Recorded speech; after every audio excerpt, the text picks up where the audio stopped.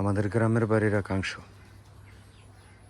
একাংশ বললে ভুল হবে, এটাই প্রধান অংশ আমার কাছে। এই অংশে বসে আমি যেই আত্মতৃপ্তি পাই, এবারের কোনো অংশে আর তা পাই না, জানি না কেন। এটাও আমাদের বাড়ির পতিত জমিও এখন বলা যায়, যেহেতু কিছু করছি না এখানে। আমাদের টয়লেট ছোট ঘরের উত্তর পাশ, এটা আমাদের হাম্মামখানা। ছোট ঘরের ফ্রন্ট ভিউ, কিচেন, এখানে রান্না করা হয় আর কি। এটাই বড় ঘর।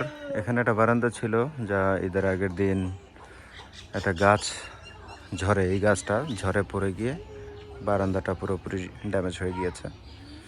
ফলে কাঠ বাস্টিং যা কিছু ছিল খুলে রেখে এখানে পলিথিন করে রাখা হয়েছে। আমাদের বাড়ি থেকে বের হয়ে এই রাস্তাটা সোজা দক্ষিণ দিকে প্রধান সড়কে গিয়ে যুক্ত হয়েছে, আর এই রাস্তাটা উত্তর দিকে গেছে, বাড়ির পেছনের অংশ।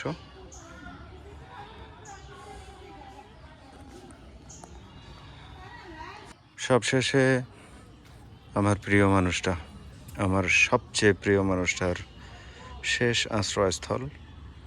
3টি কবর দেখতে পাচ্ছেন, মাঝখানের কবরটা আমার বাবার।